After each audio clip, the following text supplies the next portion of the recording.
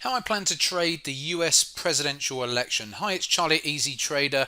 I hope you're very well. It's Tuesday, the 3rd of November, so we are just going in to the election night, and the markets have had a pretty good day here. Looking at the euro dollar at the moment, and so across the board, we've seen, excuse me, some dollar weakness, which means that the gold's gone up as well.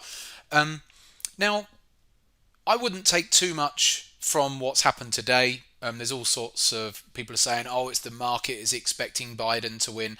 Let's just go through a little bit here.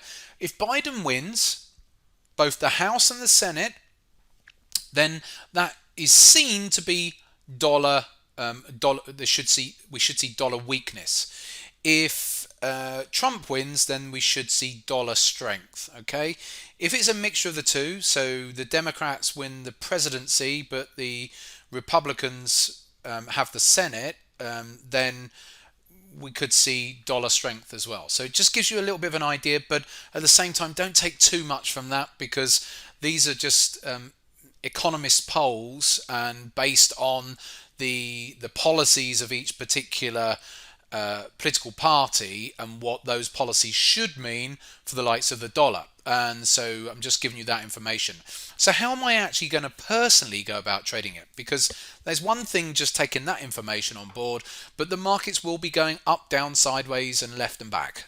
So how am I going to go about trading this tomorrow? Firstly, I'm going to go to bed. I'm not going to be staying up overnight. I'm no interest. I did it last time in 2016 and I was shattered the following day. So I'm not going to bother doing that. What I will do is get up, and I'm going to get up early. So, but again, not too early, but I'm going to get up maybe about 5:30. So how am I planning on trading it? Okay, so let's get beyond as far as the election is concerned. So let's assume, and this is a big assumption, that we know by, let's say, 7 a.m. who's won. Now, there's all sorts of things that could happen. It could be a tight run race, and then maybe Trump contests it, or Trump wins and then it's a shock because the polls are saying that he won't. I'm talking about the technicals of what's going on. How am I going to go about trading this? The reality is, certainly if Biden wins, and I don't know yet whether we're going to know that for certain tomorrow by early tomorrow, because there could be some uncontested states. But if Biden wins, then and I'm waking up and the euro's been coming up, I will undoubtedly be looking at pullbacks to then get long. That's what I would be doing. So what sort of thing would I be looking at? I'm not a Fibonacci person. No, I'm not. So these are my moving averages. This is the 4-hour chart. So if it's shot up and I'm sitting here tomorrow morning and we're sitting up in the 118s, then it's likely a pullback to something like my 4-hour 50. My black moving average would be somewhere where I would be looking to buy. Let's go to my hourly chart now. Again, I've got moving averages here. So if we have shot up, then again, something like the hourly 50, that will be way up by then, if that is the case. So I'll be using moving averages and pullbacks to buy if we have gone higher. What about if we come lower? Because this euro dollar could completely roll over. I was hoping it was actually going to come down and breach 116. So if the euro's shooting down, I will happily be on the short side for a potential run well into the 115s.